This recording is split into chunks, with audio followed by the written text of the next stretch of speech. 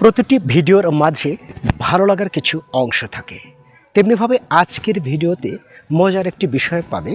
বিশেষ করে ঈশ্বরচন্দ্র বিদ্যাসাগরের লেখা শকুন্তলা গল্পের আংশিক অংশ তুলে ধরা হচ্ছে আজকের ভিডিওর মধ্যেখানে, যেখানে সাধু ভাষায় লেখা আছে, চলিত ভাষায় রূপান্তর করতে অনেক মজা লাগবে। আর বরাবরের ন্যায় সবশেষে তো থাকছে 3টি প্রশ্নের মাধ্যমে কুইজ প্রতিযোগিতা। তাহলে কথা নয়, শুরু করছি আজকের ভিডিওটি।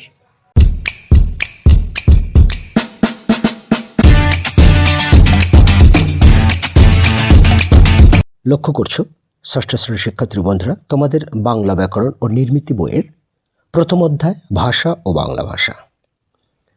আমি এই অধ্যায়ের প্রতিটি লাইন একেবারে পুঙ্খানুপুঙ্খ রূপে পড়ে যাব, তোমরা শুধু শুনে শুনে আয়ত্ত করবে।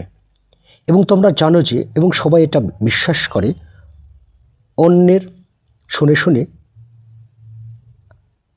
যতটুকু তাড়াতাড়ি আয়ত্ত করা সম্ভব, নিজে পড়ে কিন্তু তত তাড়াতাড়ি হয় না।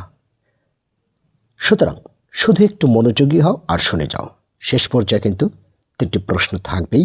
আশা করছি সেই প্রশ্নগুলোর উত্তর তোমরা দিতে পারবে যদি মনোযোগী হও। আমি প্রতিটি লাইন একেবারে বিশদভাবে বুঝিয়ে দেব, যদি সেটা বোধগম্য না হয় তোমাদের কাছে। এখানে লক্ষ্য করছো 1.1 ভাষা।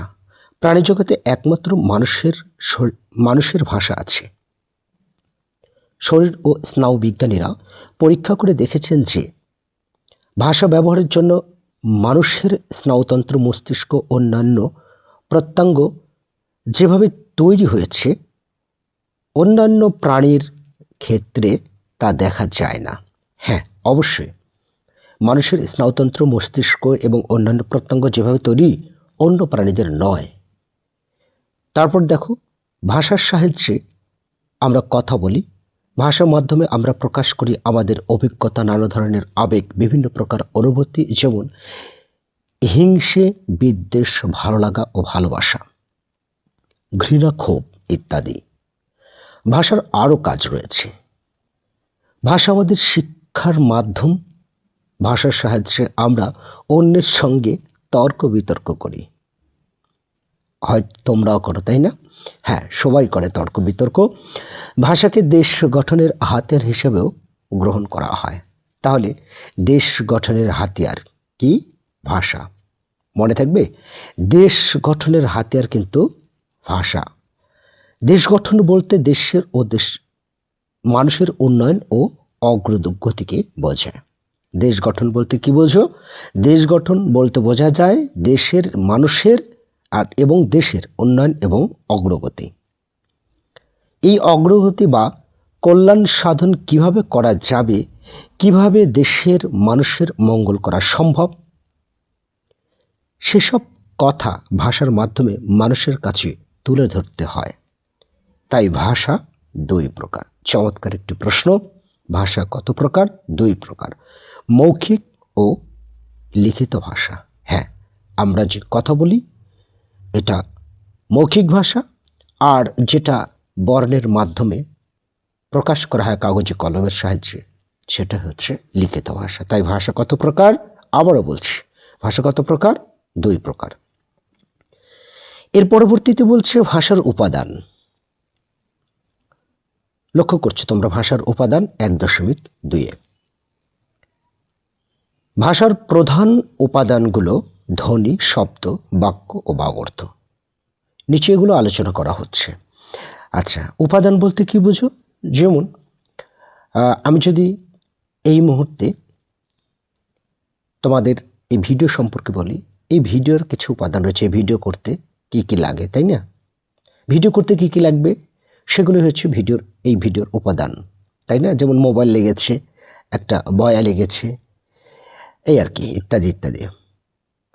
অর্থাৎ আরও যদি সুন্দরভাবে বুঝিয়ে দিই, এই যে তোমাদের যে পাঠ্যপুস্তকগুলো তৈরি হয়েছে, কিভাবে, তার মধ্যে উপাদান কী আছে? কাগজ রয়েছে, তাই না? তারপর কালি রয়েছে, লেখাগুলো লিখতে অবশ্যই কালির ব্যবহার হয়েছে। তো এগুলোই হচ্ছে উপাদান। তো অনুরূপভাবে ভাষার প্রধান উপাদান ধ্বনি, শব্দ, বাক্য ও বাগর্থ, চারটি। অর্থাৎ এইগুলো দিয়েই ভাষা তৈরি, তাই না? কি কি? ধ্বনি, শব্দ, বাক্য ও বাগর্থ। আমি আবারও বলছি, ধ্বনি, শব্দ, বাক্য ও বাগর্থ। ধ্বনি, শব্দ, বাক্য ও বাগর্থ, নিচেগুলো আলোচনা করা হলো। প্রথমে আছে ধ্বনি। আচ্ছা, ধ্বনি, বাতাসে আঘাতের ফলে ধ্বনির সৃষ্টি হয়। কিসের আঘাতের ফলে? বাতাসে আঘাতের ফলে ধ্বনির সৃষ্টি হয়। ধ্বনির সৃষ্টি কিভাবে হবে? বাতাসে আঘাতের ফলে। আবার এই বাতাস কিন্তু আবার এমনি এমনি বলো না, আমাদের কথা বলার সময় যে মুখ বিবরে, মুখের মধ্যে যে বাতাস আসে, যাতায়াত করে, সেখানে বাধাপ্রাপ্ত হয়েই কিন্তু বিভিন্ন ধরনের কথা তৈরি হচ্ছে, ভাষা তৈরি হচ্ছে, এটাকে বুঝিয়েছে। কিন্তু সব ধ্বনি ভাষার ধ্বনি নয়। ভাষায় তাকেই ধ্বনি হিসেবে গ্রহণ করা হয়েছে যা বাকযন্ত্রের সাহায্যে তৈরি হয়। বাকযন্ত্র বলতে আমরা আমাদের মুখের মধ্যে, অর্থাৎ মুখ, ঠোঁট, দাঁত, জিহ্বা, উপরের তালু, নিচের তালু, তাই না, অগ্রভাগ, কণ্ঠনালী, শ্বাসনালী, নাসিকা, এই যে সবগুলো মিলে বাকযন্ত্র তৈরি হয়। তো বাকযন্ত্রের ক্ষমতা অসীম। হ্যাঁ, অবশ্যই বাকযন্ত্রের ক্ষমতা তো অবশ্যই অসীম। এর সাহায্যে আমরা পশু পাখির নানা রকম ডাকতে বা অনুকরণ করতে পারি। হ্যাঁ, অনুকরণ করতে পারি। অনেকেই তোমরা হয়তো এর আগেও দেখেছো বা শুনেছো যে মানুষ কিন্তু এই কোকিলের কণ্ঠ নকল করছে, কাকের কণ্ঠ নকল করছে, কুকুরের কণ্ঠ, বিড়াল কণ্ঠ, এগুলো কিন্তু শিয়ালের কণ্ঠ হুবহু ডাকছে, তাই না? অনুকরণ করতে পারে আসলে। কিন্তু এসব ভাষার ধ্বনি নয়, ঠিক আছে? ভাষার ধ্বনি শুধু বাকযন্ত্রের সাহায্যে উৎপাদিত হলে চলবে না, তাকে অবশ্যই অর্থপূর্ণ হতে হবে। পশু পাখির ডাক কিংবা এ জাতীয় কোনো ডাককে আমরা বলি আওয়াজ। এই ডাকীয় জাতকে কি বলি? আওয়াজ বলি। কেননা তুমি যদি পশু পাখির কোকিলের ডাকো, বিড়ালের কণ্ঠ নকল করে মিউ মিউ করো, কুকু করো, তাহলে তোমার সেই আওয়াজ শুনে কেউ কি কোনো কিছু বুঝতে পারবে? একটাই বুঝতে পারবে যে কুকুরের মতো ডাকছে, বিড়ালের মতো ডাকছে, তাই না, কুকুরের মতো ডাকছে, এটাই। কিন্তু তোমার ওই ডাকের মাধ্যমে তুমি কোনো কিছু বোঝাতে চাচ্ছ, তাহলে তা বুঝতে পারবে না। তাই বোঝাতে চেয়েছে এখানে যে পশু পাখির ডাক কিংবা এ জাতীয় কোনো ডাককে আমরা বলি আওয়াজ। হ্যাঁ, আমরা পশু পাখির যে শব্দ শুনি, বিভিন্ন ধরনের ডাক শুনি, সেটা কিন্তু ভাষা নয়, আওয়াজ। ওকে, তাহলে পশু পাখির ডাককে আওয়াজ বলে, ভাষা বলে না। কেননা সেগুলো বোধগম্য না, সেগুলো আমরা বুঝি না, এই কারণে। ঠিক আছে, ভাষার একটি ধ্বনির স্থলে আরেকটি ধ্বনি বদলে দিলে নতুন অর্থবোধক শব্দ তৈরি হয়। যেমন কাল। এখানে ক ধ্বনিটি বদলিয়ে খ বললেই সম্পূর্ণ ভিন্ন অর্থ বহন করে এমন শব্দ তৈরি হয়। যেমন খাল, গাল, তাল, ঢাল, মাল, শাল ইত্যাদি। হ্যাঁ, সবগুলোর কিন্তু অর্থ রয়েছে। খাল, অবশ্যই খাল মানে বুঝো খাল বিল। গাল আমাদের গাল, তাল গাছে ধরে। ঢাল, এই তোমার এইটা ঢাল দুই রকম হয়। যেমন যুদ্ধের ময়দানে প্রতিপক্ষ থেকে রক্ষা করার জন্য যে গোল বড় ধরনের ঢাল ব্যবহার করা হয়। আবার আরেকটা ঢাল রয়েছে, ঢালু জায়গা, ঢাল হিসেবে ব্যবহার করা হচ্ছে। মাল বুঝতে পারছি, তারপর হচ্ছে শাল ইত্যাদি। এভাবে আমরা খ, গ, ত, ম তালেবস্য ধ্বনি পাই।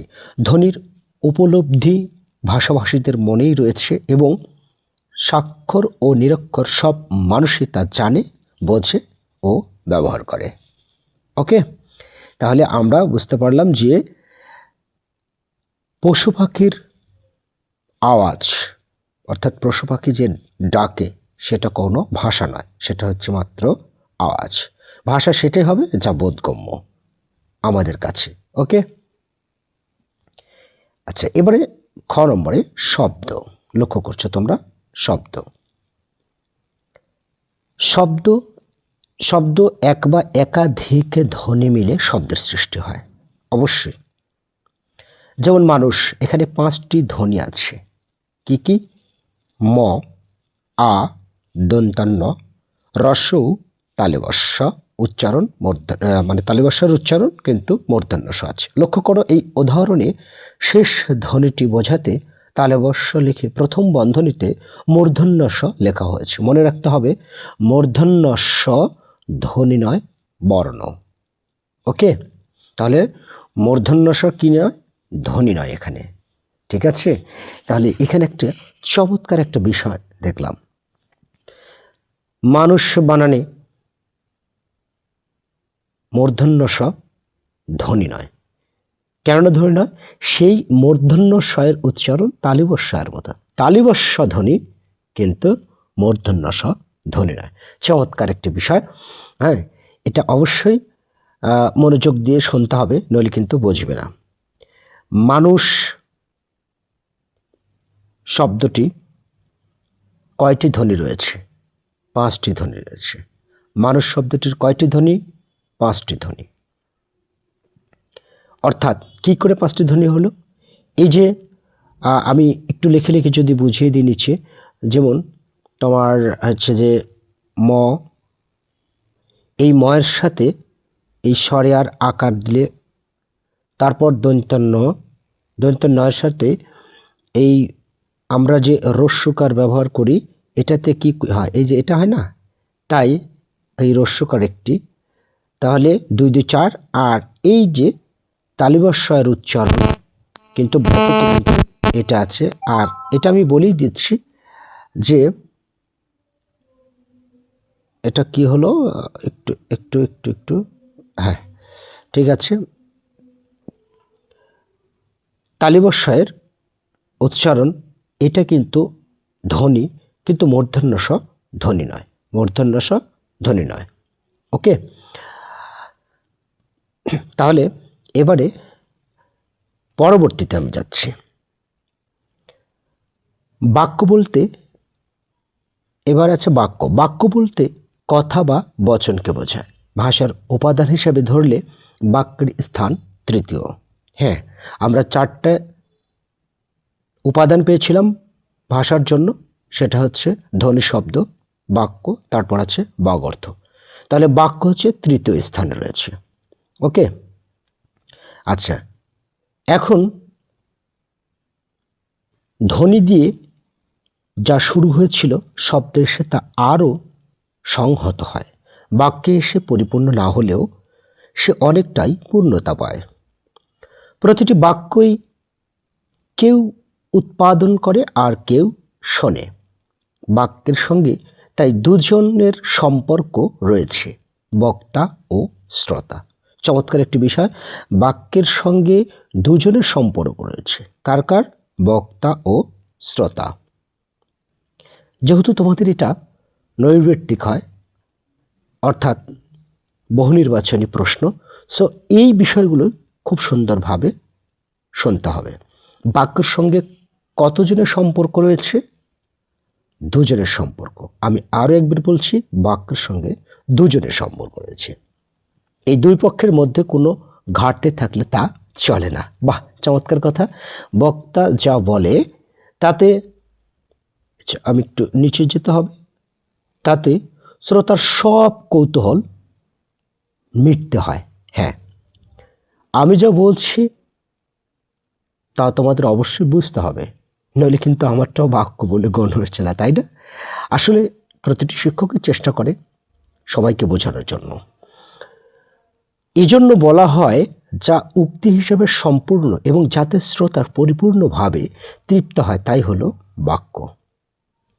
তাহলে আশা করি এই ভাষাটা বুঝতে পেরেছ যে শ্রোতা পরিপূর্ণভাবে তৃপ্ত হয়, উক্তি হিসাবে সম্পূর্ণ, এবং তুমি যে, অর্থাৎ আমি যে উক্তিগুলো করছি তোমাদের কাছে এই মুহূর্তে, তা তোমাদের কাছে বোধগম্য, মানে বোঝো, বুঝতে পারছো, তাহলে সেটা বাক্য। যেমন আমরা গ্রামে বাস করি, মহৎ গুণী মানুষকে বড় করে।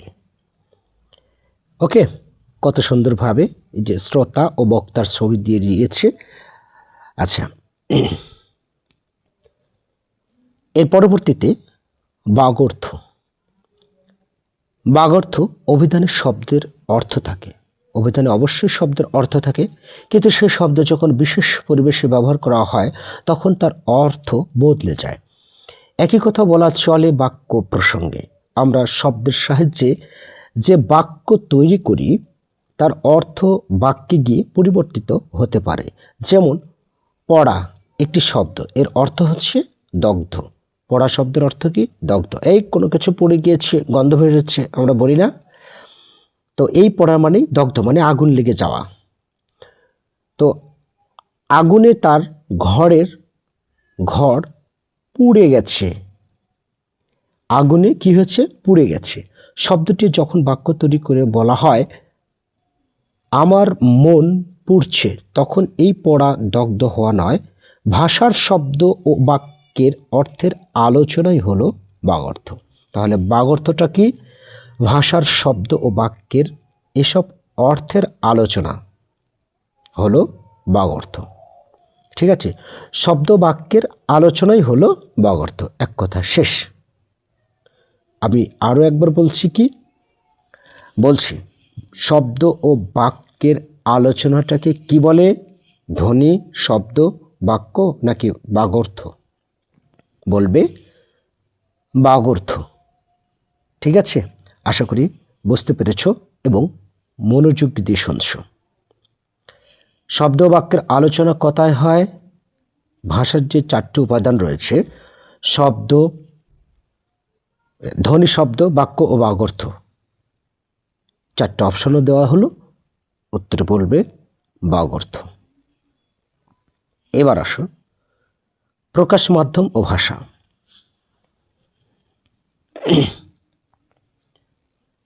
ভাষা মানুষের ভাব প্রকাশের একমাত্র মাধ্যম নয়, এজন্য আরও কিছু মাধ্যম রয়েছে।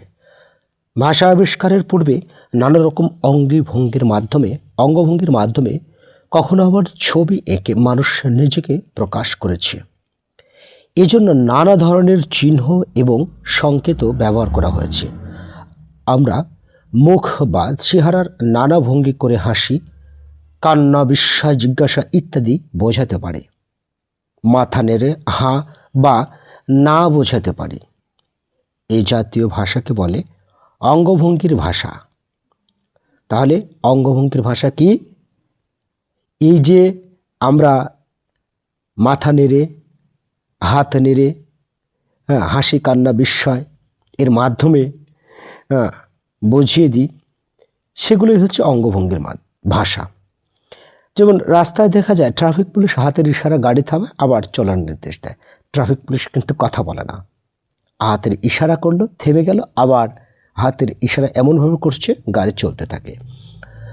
রাস্তার দুপাশে অনেক নির্দেশ থাকে, কোন দিকে গাড়ি চলবে, কোন দিকে গাড়ি চলবে না, রাস্তা সোজা না বাঁকা, পথ ছেড়ে কীভাবে রাস্তা পার হবে ইত্যাদি, তাই না? আচ্ছা, এরপরে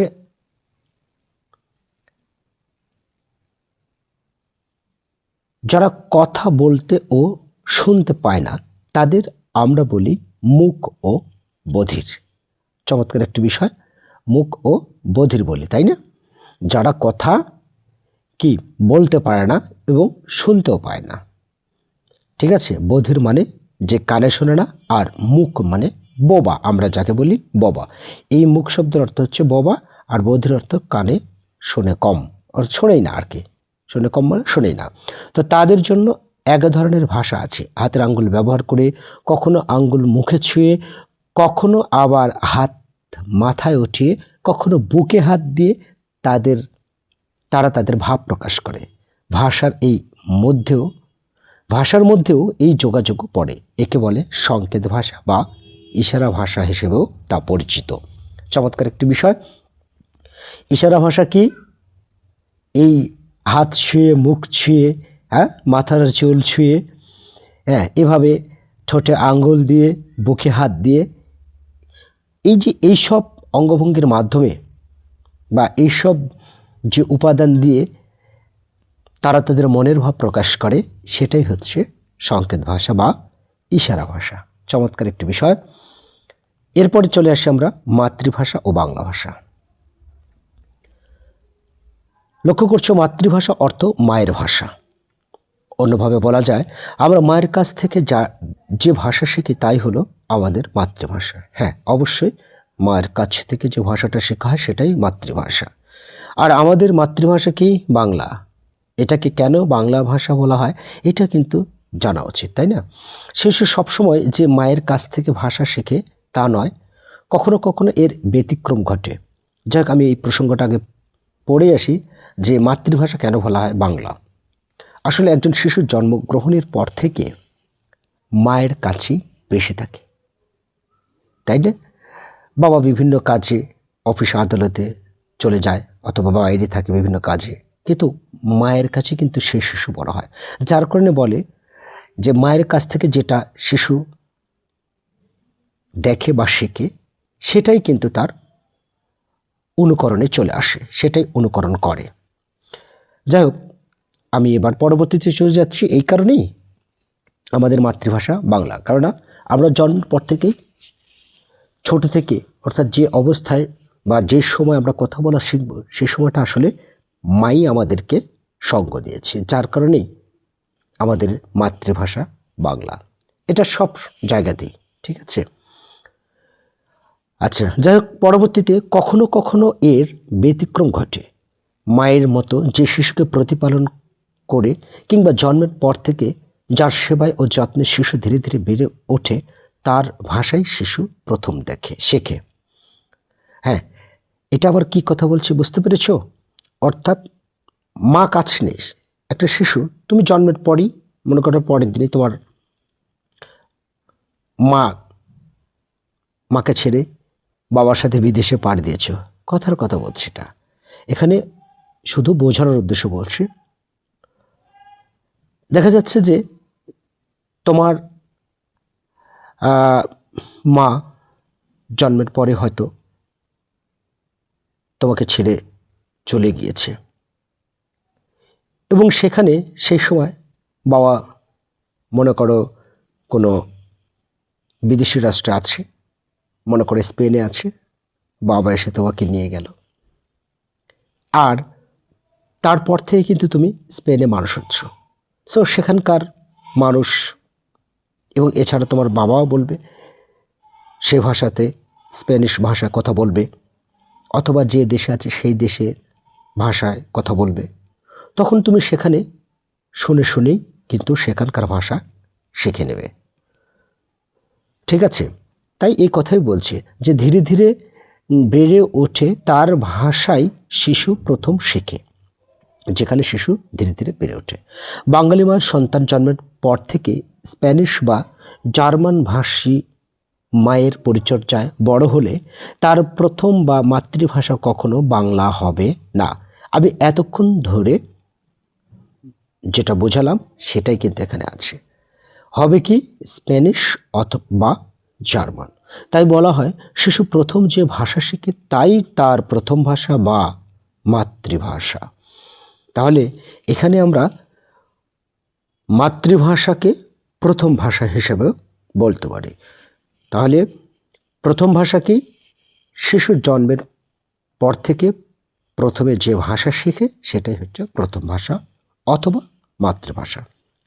সাধারণত দেখা যায় যে বাঙালি মায়ের শিশুর মাতৃভাষা বাংলা, ইংরেজ মায়ের শিশুর ইংরেজি, আরবি মায়ের শিশুর আরবি, জাপানি মায়ের শিশুর জাপানি।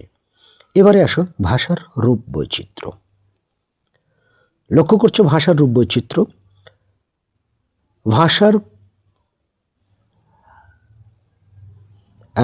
ভাষার কোনো অখণ্ড বা একক রূপ নেই। একই ভাষা নানা রূপে ব্যবহৃত হয়। ভাষার এসব রূপ বৈচিত্র্য নিয়ে আলোচনা করা হলো। প্রথমে আছে উপভাষা। আচ্ছা, তাহলে আমরা উপভাষা নিয়ে আলোচনা করি। উপভাষা কি? একই ভাষা যারা ব্যবহার করে তাদেরকে বলে একই ভাষাভাষী বা ভাষিক সম্প্রদায়। উচ্চারণটা কিন্তু একই, ঠিক আছে? একই বলে ভুল নেই। আমরা যারা বাংলা ভাষায় কথা বলি তারা সকলে বাংলা ভাষী সম্প্রদায়ের অন্তর্গত। হ্যাঁ, অবশ্যই সকলের বাংলা আবার এক নয়। ভৌগোলিক ব্যবধান, যোগাযোগ ব্যবস্থা, সমাজ গঠন, ধর্ম, পেশা ইত্যাদি কারণে এক এলাকার ভাষা থেকে অন্য এলাকার ভাষার পার্থক্যের সৃষ্টি হয়। হ্যাঁ, যেমন আমরা নাটোরবাসী, ঢাকার যারা পুরাতন মানুষ তাদের ভাষা এক নয়, চাঁপাইয়ের ভাষা, নোয়াখালীর ভাষা কিন্তু আরেকটা, বগুড়ার আরেকটা।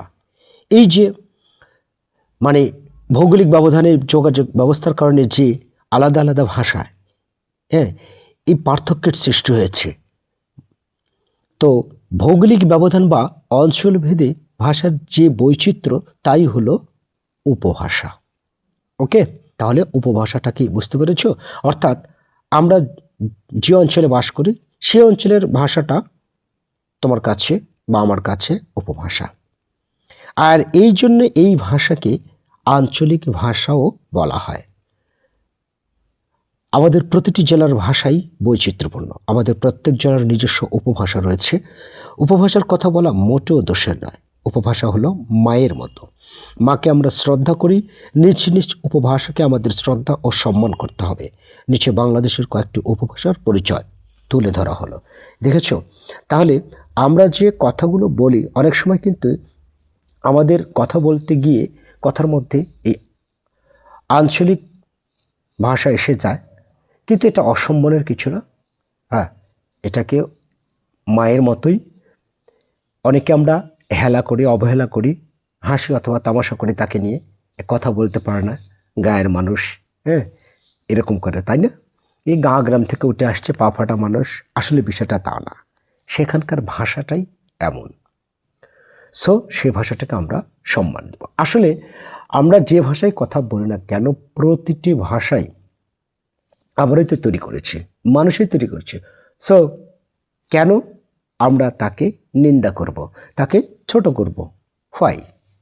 প্রশ্নই আসে না। প্রতিটা ভাষায় তাহলে আমরা বলতে পারি শুদ্ধ। ওকে, এবারে উপভাষী এলাকা, উপভাষার নমুনা কিছু দেওয়া আছে। দেখো, খুব মজা লাগবে। হ্যাঁ, আমি যখন প্রথমে পড়েছিলাম আমারও মজা লেগেছিল। সেটা কি? খুলনা যশোর একজন মানুষের দুটো সাওয়াল ছিল। দেখো, সাওয়াল, খুলনা বা যশোর অঞ্চলের মানুষরা সাওয়াল বলে, আর মানসির। আবার বগুড়ার মানুষ ওই কথাটাকে একজনের দুই বেটা ছিল, বেটা বলে।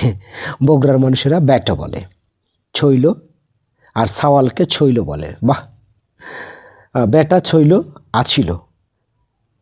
ও, বেটা ছইল মানে ছাওয়ালকে বলে বেটা ছইল, আর ওটা এই উপরেরটাও ছাওয়াল মানে সেটা মেয়ে বা ছেলে দুটোই হতে পারে।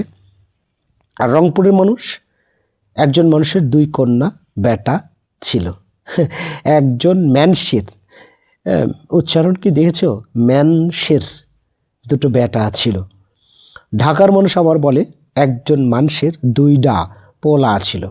তাহলে এই পলা,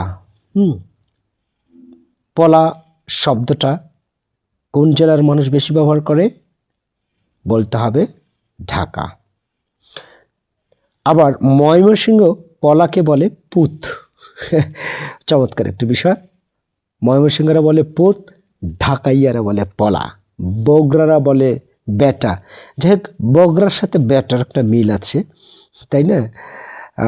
যদিও রংপুরের মানুষ, তো বগুড়া রংপুর কাছাকাছি, তারাও বেটা বলে।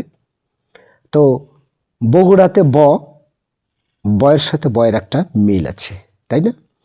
আচ্ছা, সিলেটে আবার কি বলছে? দুই পোয়া ছিল। হ্যাঁ বাবা, দুই পোয়া। আমরা যে পোয়া বা হাফ কেজি বলি সেই পোয়া, তাই না?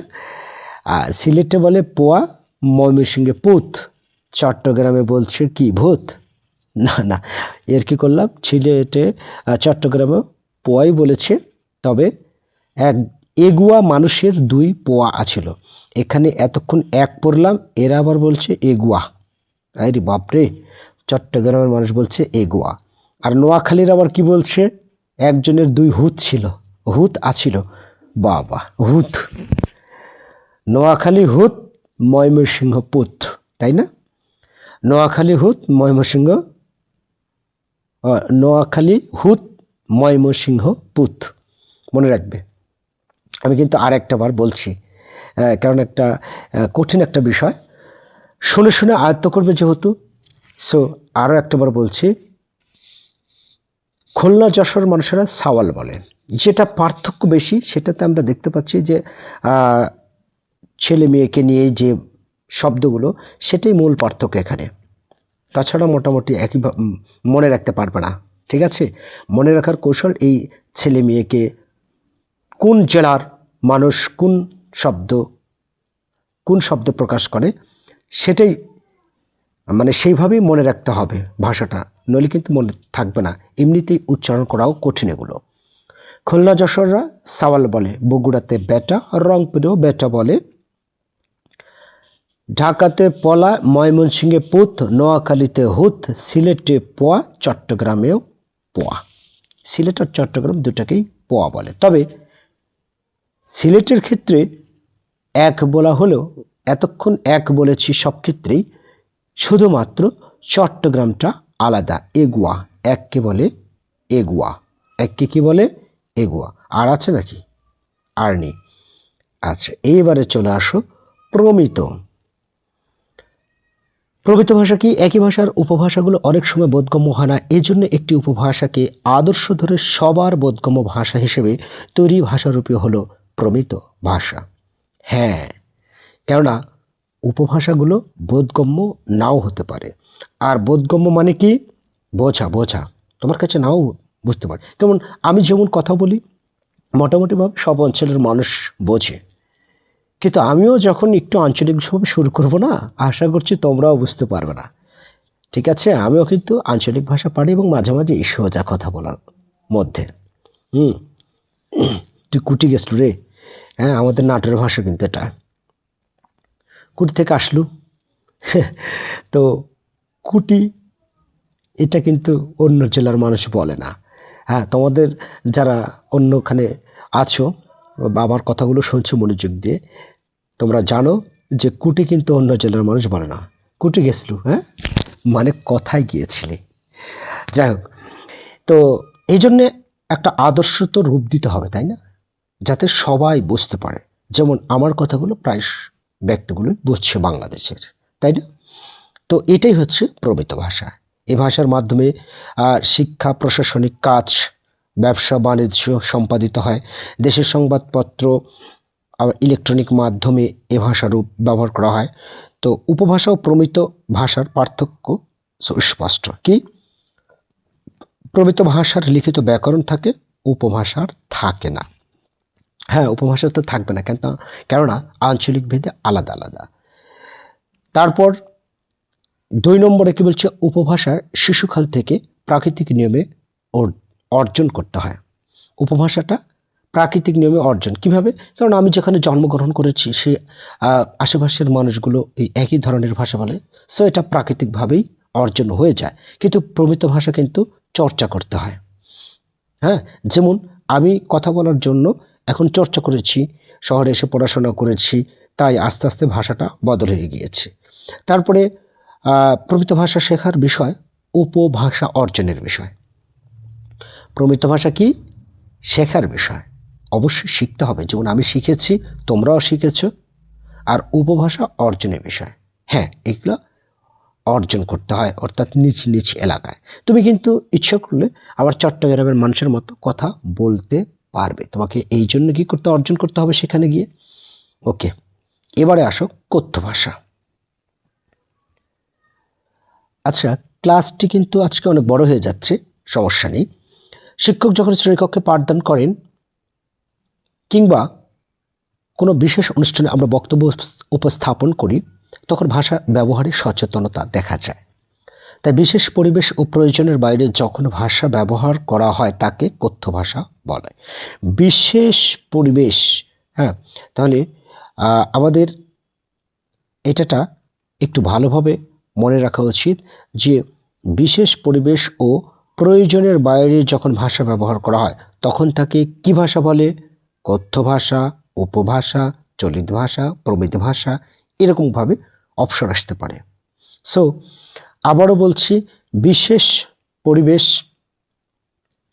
ও প্রয়োজনের বাইরে যখন ভাষা ব্যবহার করা হয় তখন তাকে কথ্য ভাষা বলে। আনুষ্ঠানিক পরিবেশে বন্ধু কিংবা সহকর্মী বা পরিবারের সদস্যদের সঙ্গে আলাপচারিতায় এ ভাষা ব্যবহার করা হয়।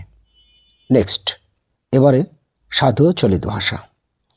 তাহলে কঠিন কিন্তু অনেক, তাই না? সাধু ভাষা ও চলিত ভাষা। মানুষ যে ভাষায় কথা বলে সেই ভাষার লিখিত ভাষায় গ্রহণ করা হয় না।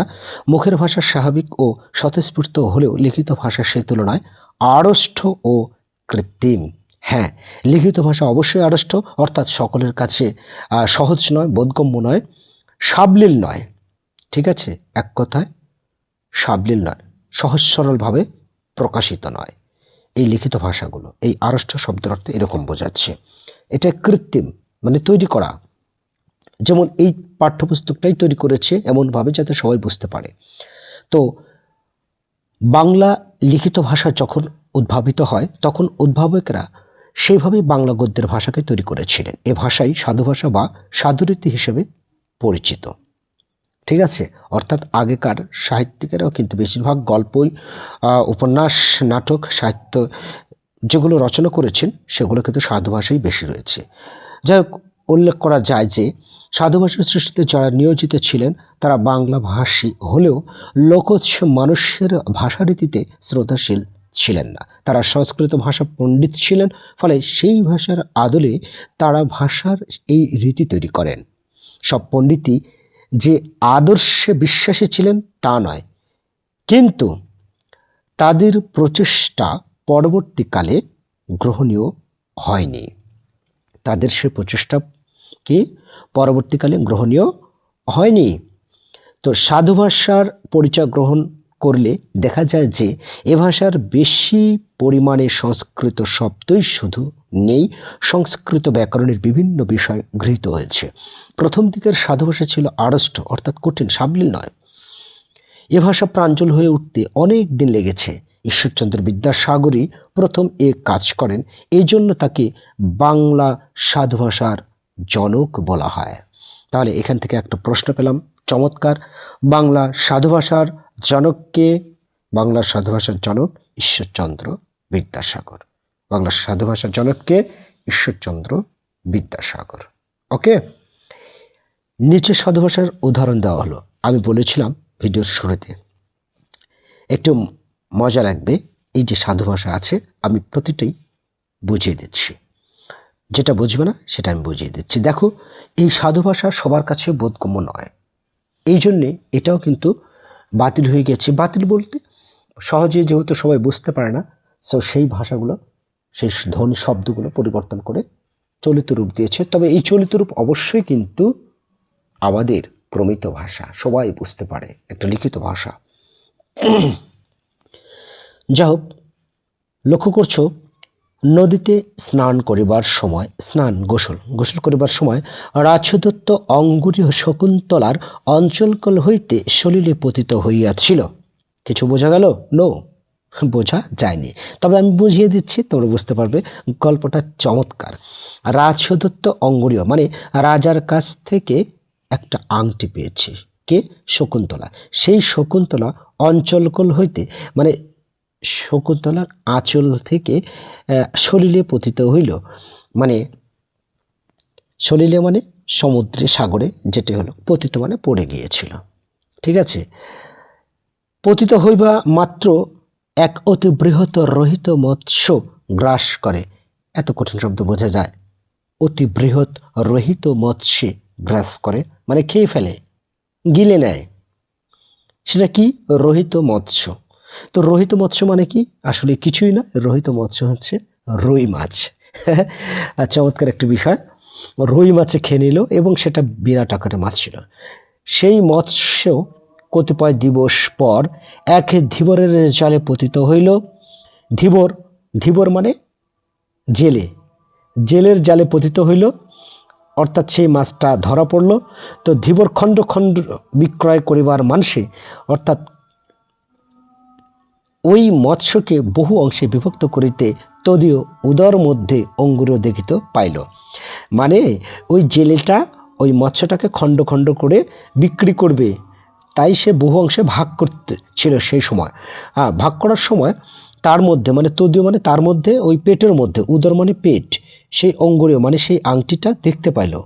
ওই আঙ্গুরি লইয়া পরম উল্লাসিত মনে মানে আনন্দিত মনে, সেই আংটিটা লইয়া আনন্দিত মনে সে সে এক মণিকারের আপনি বিক্রয় করতে গেল। এই আপন মানে কি? এই আপন মানে কিন্তু নিজে নয়, আপন মানে হচ্ছে দোকান। সেই দোকানে বিক্রয় করতে গেল। এটা ঈশ্বরচন্দ্র বিদ্যাসাগরের লেখা শকুন্তলা গল্পে। এটা তোমরা যখন ইন্টারমিডিয়েট উঠবে, আইএ পড়বে, কলেজে পড়বে, তখন এই গল্পটা কিন্তু অবশ্যই তোমরা পাবে। খুব চমৎকার একটি রোমান্টিক গল্প এটা। তো যাই হোক, এর পরবর্তীতে কি আছে? এর পরবর্তীতে সাধু ভাষায় তুলনায় চলিত ভাষা বা চলিত রীতি নবীন। কি বলেছে? নবীন মানে নতুন। সব ধরনের কৃত্রিমতা থেকে লিখিত বাংলা ভাষাকে মুক্ত করাই চলিত ভাষার সৃষ্টির প্রেরণা। তাহলে চলিত ভাষার সৃষ্টির প্রেরণাটা কি? লিখিত ভাষাকে মুক্ত করা। এ ভাষার জীবন ঘনিষ্ঠ, আমাদের প্রতিদিনের মুখের ভাষার কাছাকাছি, কোনো কষ্ট কল্পনা এতে স্থান পায় না। এ ভাষাটিতে শব্দসমূহ স্বভাবতই আমাদের পরিচিত। বাংলা প্রবাদ প্রবচন খুব সহজে এই ভাষায় ব্যবহার করা যায়। নিচে বাংলা চলিত রীতির উদাহরণ তুলে ধরা হলো। এগুলো হচ্ছে বাংলা চলিত রীতির উদাহরণ। যাই হোক, এটা আসার মতো নয়, এটা রবীন্দ্রনাথের একটি লেখা। অবশ্যই তোমরা এটা একটু দেখে নিবে। এবারে অনুশীলনের কিছু বহু নির্বাচন রয়েছে, তবে এই বহু নির্বাচনই আজকে নয়, আগামী ক্লাসে। এবার শেষ পর্যায়ের কাঙ্ক্ষিত তোমাদের কাছে 3টি প্রশ্ন, সময় থাকবে প্রতিটি প্রশ্নে 3 সেকেন্ড করে। চলো, আশা করছি অবশ্যই মনোযোগ দিয়ে শুনেছো এবং 3টা প্রশ্নের উত্তরও তোমরা দিতে পারবে। ওকে, তাহলে আজকের প্রথম প্রশ্ন, ভাষা কত প্রকার?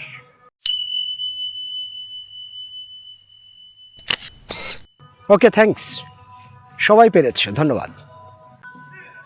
দ্বিতীয় প্রশ্ন, হাতের আঙ্গুল দেখিয়ে, মাথা ছুঁয়ে, কখনো মাথার চুল ছুঁয়ে, কখনো মুখে হাত দিয়ে, এমনভাবে প্রতিটি মানুষের ভাব প্রকাশকে কি বলে?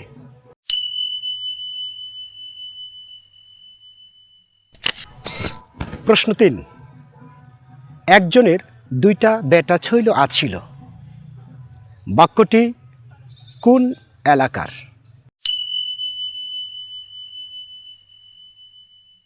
Thank you very much. প্রায় জড়ি পেরেছ, তবে যারা পারোনি তোমাদের সাথে দেখা হবে লাইভে। তবে আজকের ক্লাসটি এ পর্যন্তই। ভালো থাকবে, সুস্থ থাকবে, তোমাদের সবসময় দীর্ঘ জীবন কামনা করছি এবং পরবর্তী ক্লাস দেখার আমন্ত্রণ জানাচ্ছি। ভালো লাগলে অবশ্যই কমেন্টের মধ্যে জানিয়ে দেবে। আল্লাহ হাফেজ।